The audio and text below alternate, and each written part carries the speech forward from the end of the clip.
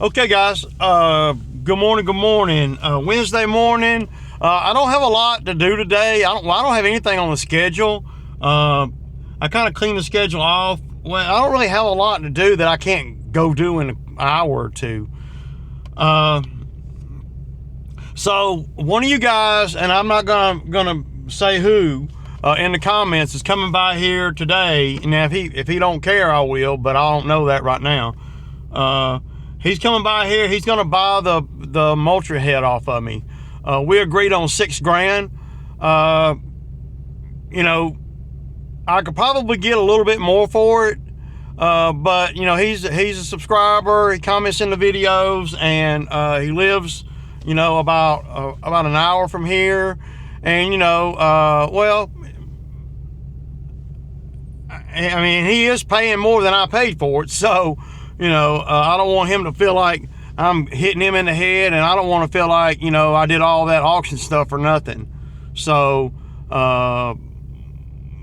we were in negotiating all day yesterday, and then it becomes about how much time do I want to spend trying to get a few hundred more dollars, right? I put it on there for $6,800, thinking, okay, I'll negotiate down to $6,400 or $6,500.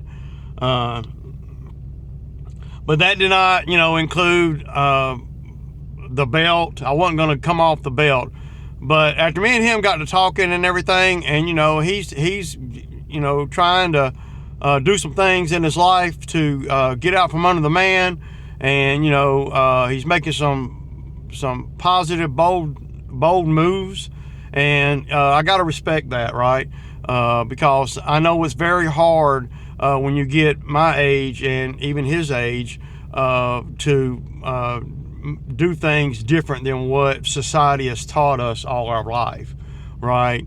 And he got him he got a John Deere, I think it's a 325G or whatever. Pretty good machine, really. Of course, y'all know I don't like the open door, but that's about the only thing I don't like on them John Deere skid steers, man. They're really nice, man. I've ran one before, but not for long. It was on a job somewhere. It's been years ago, and it wasn't one of the newer ones. But I've heard a lot of good things about the John Deere, skids, and really it's about your dealer more than anything once you start getting into the skids. But his 325G actually has more hydraulic flow than my Kubota. It's the same horsepower, but he's got a couple more gallons per minute on the hydraulic flow. So that means that his machine is going to run this cutter really good. A couple more gallons per minute is pretty good. I want to say it's about 3 gallons per minute, pretty close to 3 gallons per minute more than my machine. And it's the exact same cutter. So, I don't feel like I'm getting a great sale. But I know that he's going to put it to good use. And he's an hour away from here. So he ain't like he's living down the street. Because if he's living down the street, I wouldn't sell it to him for $8,000. So, cause I'm getting a lot of work with it. And, and I think that as a subscriber to my channel, not that I'm nobody special, number one. I'm just like you guys, and out here in the grind, showing. I just happened to show it, right? And they've been showing it for a while. So I'm stoked that I'm selling it to somebody that is that's reminds me of me. Years ago when I had to break away from the man, and because I realized that the man was not. Number one, I got laid off my job, but it was a matter of time before I broke away from working for the man anyway, because I was already, after I was working for an engineer in his office doing site development drawings and stuff, and that's how come I know a lot about site development, especially in this county, because we did all our work, now I wasn't out on the jobs all the time, but I would go out and do, measurements and light surveying type stuff too, when we had discrepancies on the drawings that we were working off of in order to develop a site. Basically, I worked for a civil engineer, and basically what I did is, where's the water going to go when it rains? Where can we direct the water to go when it rains? That was my job, and I worked under his stamp, and he had final say on everything. So when I go to jobs like I did yesterday, and I'm seeing what I'm seeing, I know that dude is going to run into all kinds of problems. And then on top of all that, there's an HOA over there. So he's already, and that silt fence that he put up, it looks like it was just, it doesn't even look like it's up like I've seen silt fence put up before. He's doing just what the county requires for him to clear the land. And, you know, I get that. But his concept of spending and his illusion of what things cost, he's got a rude awakening coming.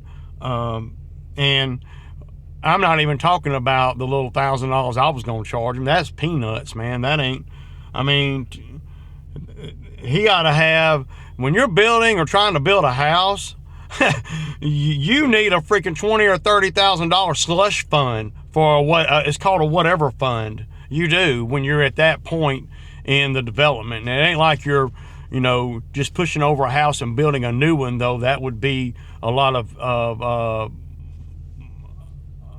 you know, a lot of permits and all for that too. But you're going from scratch. And that property that I was on yesterday, they were having a hard time getting it to perk for the septic stuff. And whenever that's a problem, then that's a red light for the county. They are super funny about that kind of thing. So I don't know. He said he got it to perk in the back or whatever. I don't know. You know. But the more I walked around that little job there, and the more I seen it just reeked of. It just reeked of owner operator trying to do it himself. Because, and a lot of times, most of the time, damn near all the time, if you don't know a lot about that kind of stuff, then you're gonna spend a bunch of more money than somebody that does, and for the same work. Because if he could, right off the top, we can see that he could have saved $1,000 that I'm going to charge, and that's peanuts.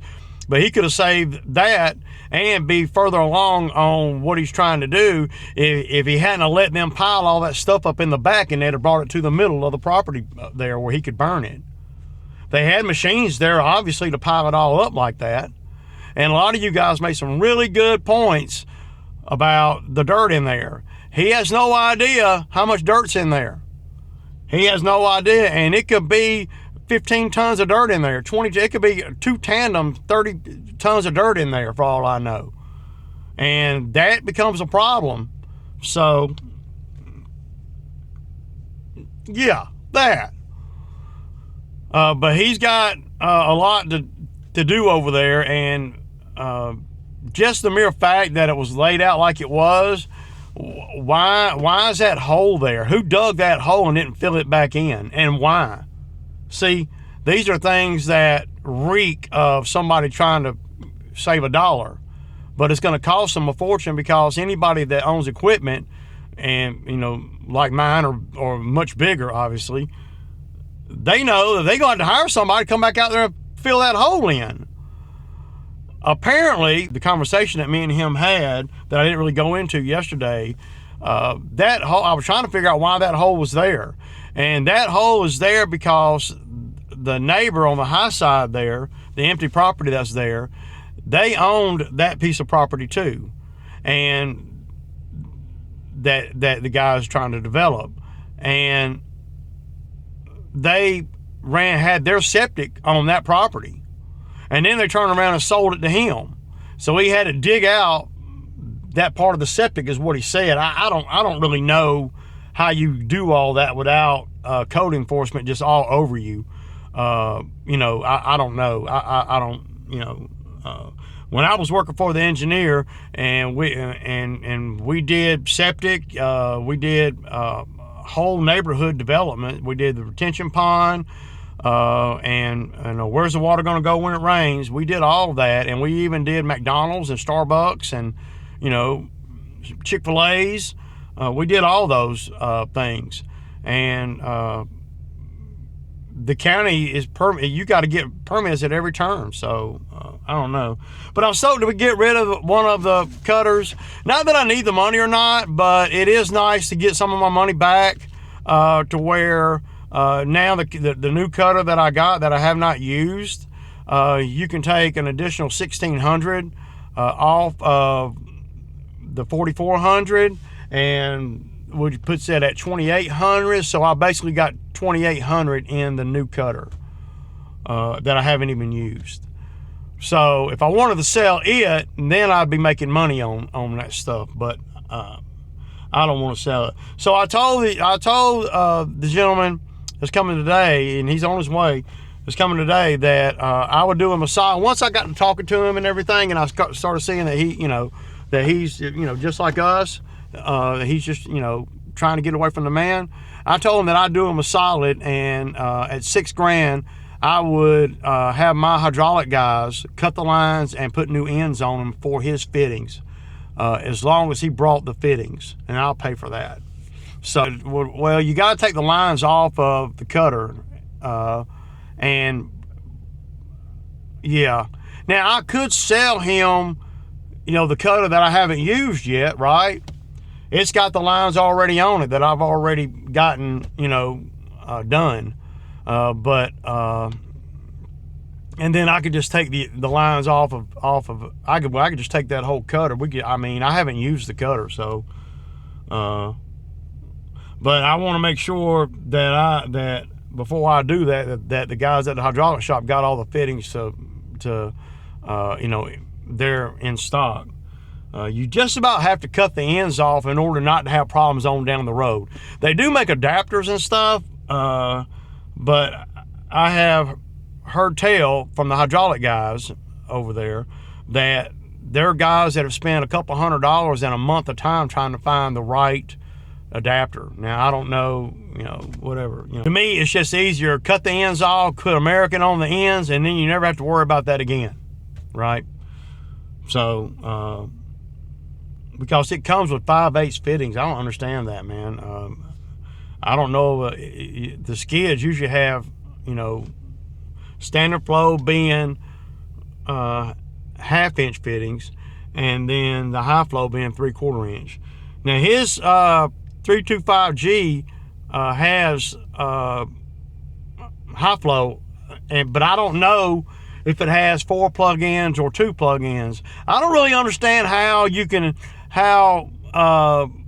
it all works, as far as, like my buddy down here has got a 96 horsepower Bobcat high flow, but it has standard fittings on it. It doesn't have any place to plug in the 3/4 inch.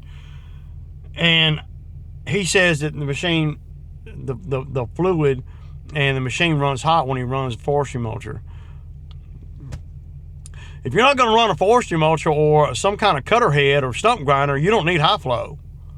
But if you got a high flow machine, and I don't know, maybe some of you guys can explain it to me.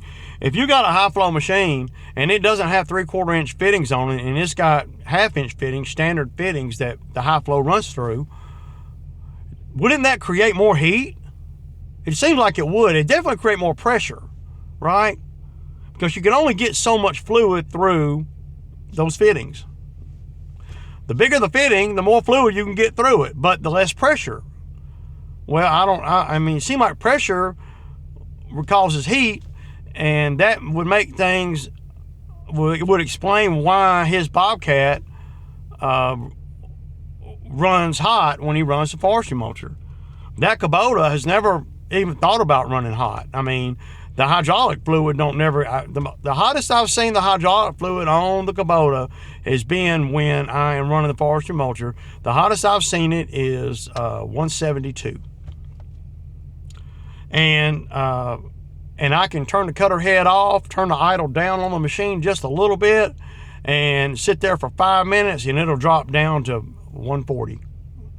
In the shop here, get ready to get this thing out toward the door, where I can easily load it onto a trailer or a truck or whatever. I guess you can put it on the back of a pickup truck. You don't even have to have a trailer, really.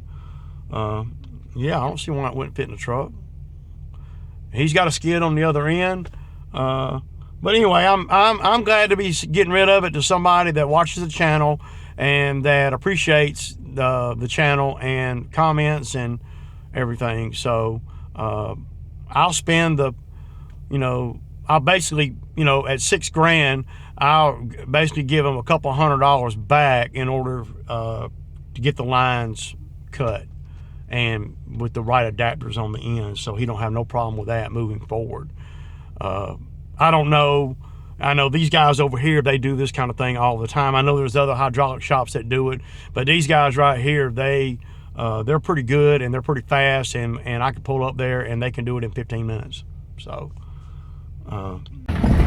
okay guys, so I'm waiting on Buddy to get here to get this mulcher right here. Not this one. This is the one that's got the lines already on it. This is ready to go. It's ready to make money with this one.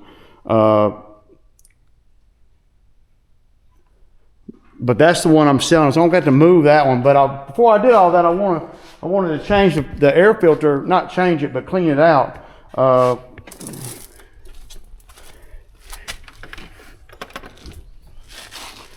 In the Kubota, right? Look how dirty. I want y'all to see how dirty this filter is. And this is just from 2 days, the last 3 days I ran, because I cleaned it out before I started that job. So yeah. So I guess the first thing I'll do is, tap it out. I know I can see there's a lot of buildup right there. It shouldn't be that much in there. Look, dude, look at that. That thing is loaded. And that job was not even yeah. Look at that.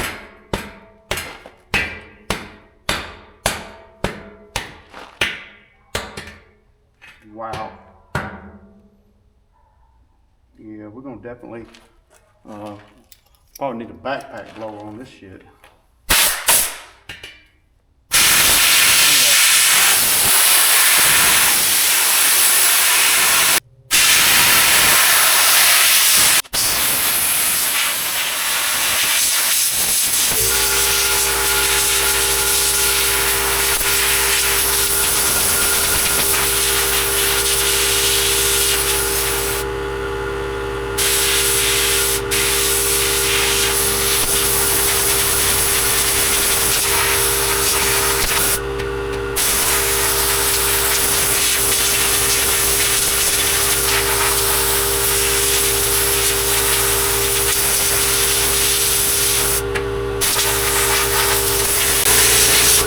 Good as new, man.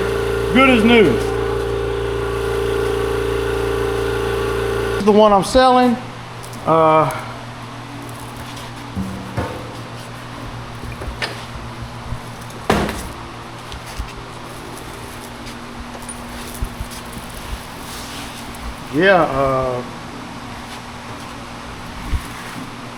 Brand new. So this is the one I've been using. Y'all can see that these teeth right here look pretty good. I'm gonna touch them up before I get on the next job. I'm waiting on a couple of calls to come through. Yeah, I'm gonna reach out to my commercial guy and see, because if I don't have nothing to do and I don't have no work, right, then I can go down to, $1,400 a day and probably get work. So instead of 17, even, I mean, if I don't have to go far and they give me enough days, I can do it for $1,200. I can do $1,200, you know, $200 an hour, $250 an hour, and I'm making money. But this is the one that dude's gonna buy. I wish you heard him get here so I can, because it's 11:30, and you know I wanted to take care of this morning. I want to try to do him a solid, and we still got to go over to the hydraulic shop. But I wanted to go over a few things with him that I noticed on this cutter that'll relieve some stress on this cutter for him where he won't have to go through it, right? Number one is you got the grease fitting right here. So, and you see the grease fittings, they're all, I don't know why, what do? They don't, it's like they don't even tighten them down. They just put them on there. I don't really understand that. So,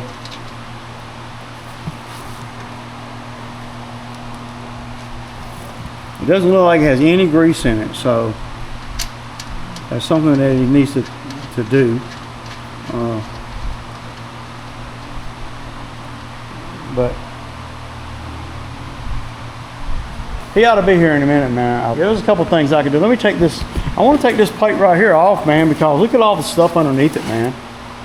That mulch just gets everywhere. So looks like it.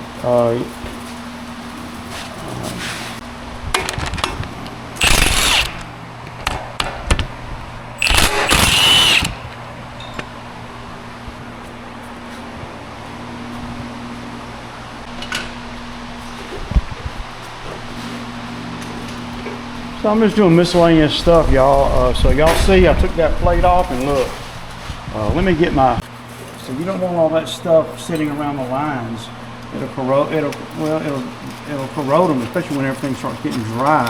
It's all wet in there right now. See. So, you know. I mean, I've never taken this off the whole time I've had the machine. So, yeah.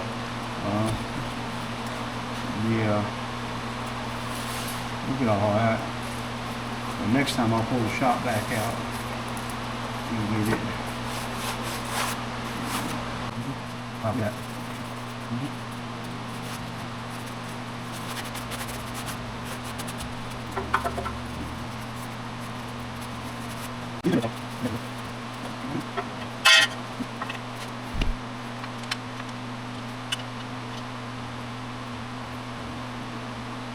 Up. All right, y'all. So here we go. So this is the guy that watches the channel, and he's the one that yeah. What do we call it? The blue face. The blue face. The blue face. And your mama. So we got rid of one of the grinders. I'm gonna keep the other one. We're leaving the hydraulic shop, y'all, and we just got the fittings and all so he can be locked and loaded, man. When he comes out, when he comes back, huh? It's on. Okay. So yeah. And introduce yourself, man. I'm Jamie, and I'm from Carrollton, and I'm just getting into this stuff, and we're gonna do some mulching and make some money. Money. And I ended up selling it to him for $6,000, y'all. I know that some of you guys will probably say, well, you could have got more, or you should have took less. But I think $6,000 was, well, in the middle, fair for both of us.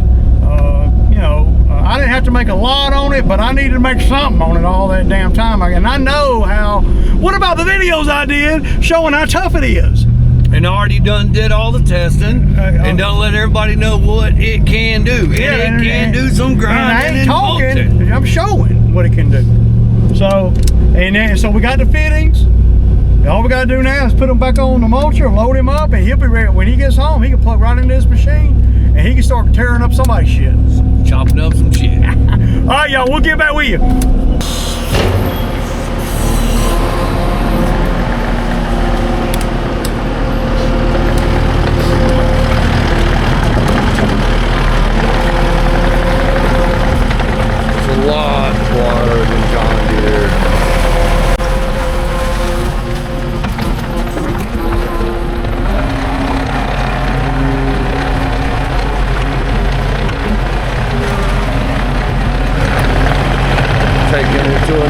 level, baby. Taking it to another level.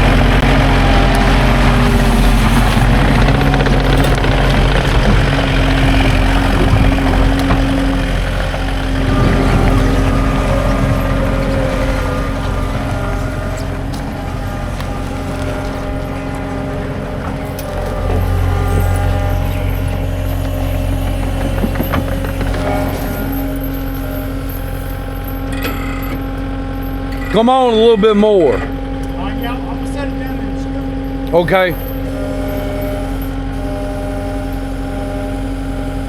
All right.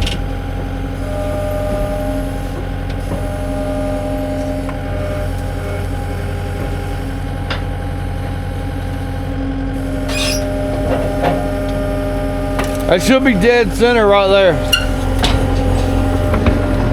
Oh, look at that. Okay, y'all, so y'all see it? It's going bye-bye. Oh, I like the way he did that jack. You got an impact on there. Yeah, baby, I did that. I changed it over. It had that damn thing. Oh, I know, mine's mine's run terrible. my impact, my snap on, and It's a pretty good trailer right here, dude. I love the toolbox. $2,700. Bought it from a buddy of mine. Good starter thing. You know, it's heavy duty. I in the just front, put man. this on. I changed it over. It had the pendle. That Yeah. I hated it.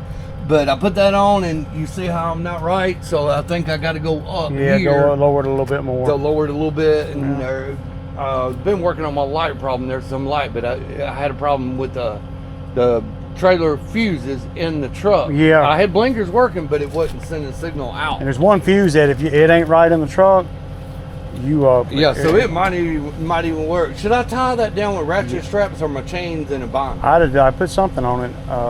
I mean, a couple I ratchets. brought heavy duty ratchet. I put just a heavy ratchets, I think. But I got chains and a binder. I mean, I didn't know if you got. I mean, look at that freaking deep. I put that on there because when I put my machine on there, it was on this, and I bought two 20-foot chains, and I was like, man, I need to put one in between, so I bought this and bought the wrong size. I bought one too small, one too big, and now I ended up with that. Yeah, so now I need that size. But yeah, I would. I mean, I definitely put this in the truck. Yeah, and I'm gonna strap it, but I think I'm gonna put a chain. Yeah, put it one chain or two straps. You know. Yeah, my straps are big enough. It might actually, that might be good enough. Yeah, I love the straps, man. I mean, it ain't like, it'd be hard for it to go anywhere. Yeah, It'd have I to gotta flip make that waterproof somehow. I got a piece of rubber there because it was just metal going clang, clang, clang, clang, clang, Oh clang. yeah. But I got to go to the trailer place and buy. You could set a half an attachment on this thing. Yeah. A seal or something. I'm gonna set the trailer up. It's just my life, man. It's just I give 65 plus hours to my job. So Damn, you ain't got time. ain't got time to do nothing. All right, Betsy, this thing's ready to go, y'all. My first auction purchase right here. Okay, y'all. So got rid of one of the cutter heads. I have mixed feelings about getting rid of it. I know that a lot of guys were saying I would keep it, and I might regret selling it, but I don't think so. The cutter head it ain't like I'm not gonna ever be able to find another one or whatever. I was just glad to get my money back, plus $1,600. So that, and it's worth $6,000 all day long. And it cost me $100 to the hydraulic shop. Now, me and him went over to the hydraulic shop, and I went on and did him a solid, and I paid for that. So I actually got $5,900, and it's all $100 bills. I said $100 bills. Slap your mama $100 bills.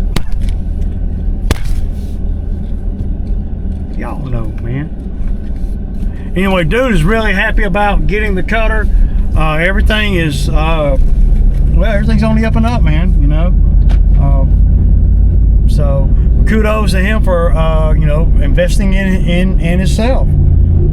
said he'd been saving money for something, and he you know, he basically saw me buy the first cutter that I bought, and y'all know I paid $6 grand for it, and he basically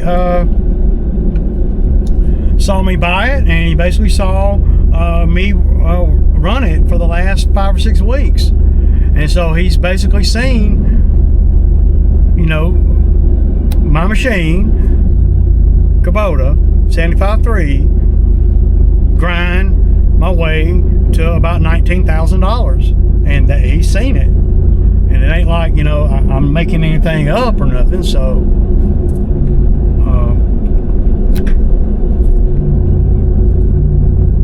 that's just, I guess it makes me feel good that the channel, you know, is demonstrating that. And there he is in front of me. That thing looking good on this trailer. Look like all your lights are working to me, dog.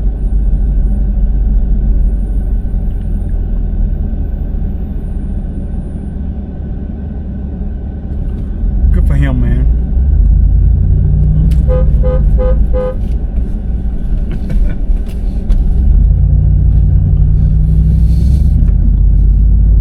But you know, it's good. I feel good about, you know, selling it to somebody that's actually going to use it and not be competing against me in my area. So that was really a real thing. I know that some of you guys might have thought I was bullshitting, but that was a real thing.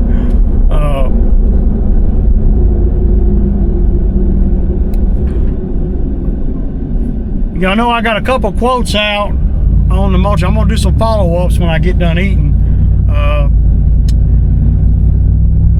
Today I didn't do anything, man. I went through the Kubota, you know, and